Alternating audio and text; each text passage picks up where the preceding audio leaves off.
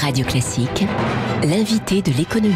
7h20, le PDG de Manpower Group France est donc l'invité de Radio Classique ce matin. Bonjour Alain Roumignac. Bonjour. Vous dévoilez ce matin votre baromètre des prévisions de recrutement des entreprises pour le deuxième trimestre 2015. Quelle est la tendance? Elle est plutôt positive? Alors la tendance est plutôt positive. Elle est d'ailleurs en ligne avec ce qu'on avait perçu le trimestre précédent. C'est-à-dire qu'aujourd'hui, à partir du moment où elle est positive, ça veut dire que les entreprises sont dans une dynamique d'embauche, en tout cas plus importante que ce qu'elles pouvaient avoir au début, au milieu de l'année 2014. On est sur quoi? 2% d'embauche? Voilà, donc simplement, donc c'est un indicateur avec toujours une base zéro qui est la différence entre est-ce qu'on embauche ou est-ce que plutôt on est dans une phase de débauche. Donc là, on est positif, donc ça veut dire qu'on est plutôt dans une phase de dynamique. Bon, il y a tout de même des différences très importantes, d'après votre baromètre, selon la taille des entreprises. En gros, les PME, les grandes s'en sortent, ont plus envie d'embaucher que les petites entreprises.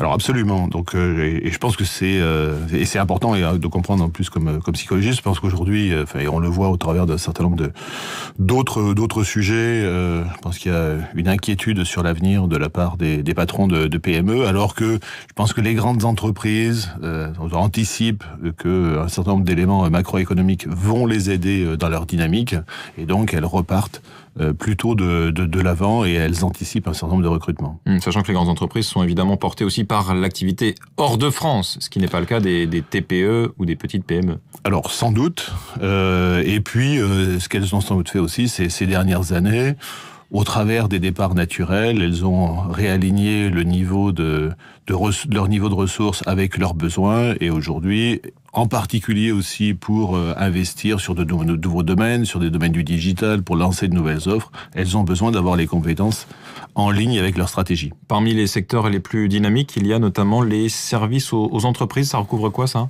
Alors les services aux entreprises, vous allez retrouver que ce soit tous les services informatiques, entre autres, mais je crois aussi que les entreprises, et en particulier les grandes, continuent à se recentrer sur leur métier, à externaliser à des professionnels un certain nombre d'activités, que ce soit donc dans le domaine de l'informatique, mais que ce soit dans le domaine aussi des ressources humaines. C'est ce que nous voyons, nous, en particulier. Donc ça fait partie de tous ces sujets où les entreprises, les grandes entreprises, entre autres, font appel à des experts sur certains domaines. Ce qui profite à ces secteurs, les secteurs les plus difficiles encore aujourd'hui, les plus en difficulté. Alors, semble-t-il, sur ce baromètre, le commerce semble être dans une dynamique plutôt négative, et puis le monde qu'on peut appeler des utilities, la production d'électricité et de gaz.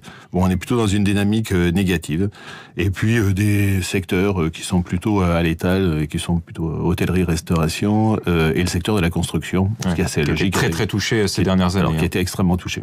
Non, il ne peut pas aller plus bas.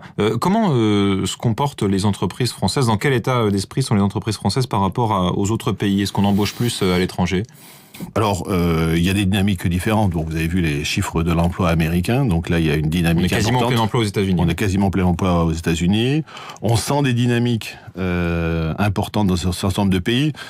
Simplement, il y a aussi toujours cette notion psychologique. C'est-à-dire que les autres sont dans une psychologie très positive actuellement. Bon, et ils ont un certain niveau de performance. Nous, on est toujours assez déprimés. Mais quand on regarde le delta de performance entre les deux, finalement, en tout cas, on retrouve pas la différence de psychologie. Ça tient un peu de choses, finalement, les embauches, alors, le marché de l'emploi.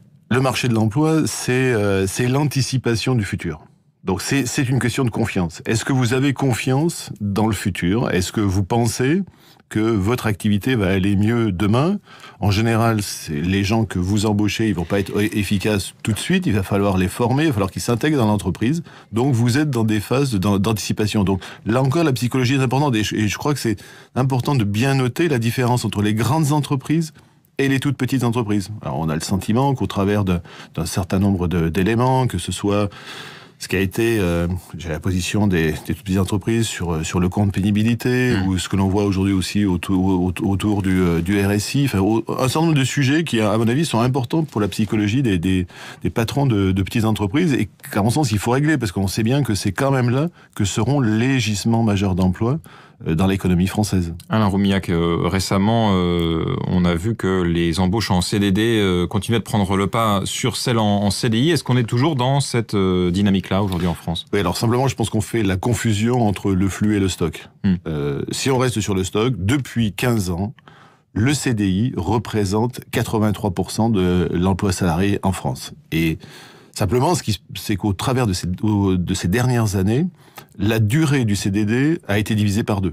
Donc, mécaniquement, on fait beaucoup plus d'embauches en CDD. Et pour un certain nombre de métiers, en particulier pour les métiers de service, le CDD est venu se substituer à des formes, par exemple, comme l'intérim, et on se retrouve avec, dans certains métiers, des CDD qui sont de quelques jours, voire d'une semaine.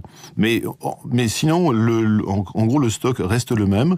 Et entre autres, il y a un certain nombre de métiers qui sont des métiers pénuriques qu'on retrouve dans notre baromètre sur, bien sûr, tous les métiers d'ingénieurs, que ce soit aussi tous les métiers liés au numérique. Et aujourd'hui, face à une pénurie de ressources, si vous voulez embaucher, vous n'avez pas d'autre choix que proposer des CDI. Et nous, on a aujourd'hui beaucoup de demandes de la part des entreprises en CDI. Donc voilà, il ne faut pas confondre la partie flux et stock sur ces sujets-là. Beaucoup de CDI, mais quand même aussi beaucoup de CDD très courts. Est-ce que ça peut, à vos yeux, justifier qu'on évoque le fameux contrat unique, c'est-à-dire un contrat dans lequel les droits des salariés progresseraient avec leur ancienneté? Et ce contrat unique, à mon sens, ne s'adapte pas à ces CDD très courts.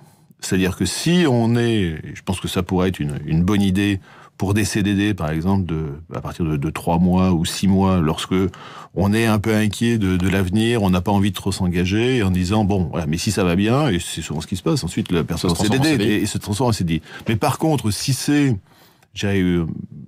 Encore une fois, si je le rapportais à l'intérim, si on est sur des sujets plus proches que celui-là, je vois pas bien comment est-ce qu'un contrat unique peut permettre de faire ça. Alors après, est-ce que ça voudrait dire qu'il faudrait avoir un contrat unique pour les CDD longs et qui pourrait se transformer en CDI, et puis revoir le contrat d'intérim et intégrer l'ensemble, les CDD courts et l'intérim ensemble. En tout cas, je pense qu'il faudrait traiter les 2 sujets en parallèle. À suivre. Merci Alain Roumillac, PDG de Manpower Group France, baromètre Manpower à retrouver ce matin, notamment dans le Figeco. Il est 7h28, c'était l'invité de l'économie sur Radio Classique.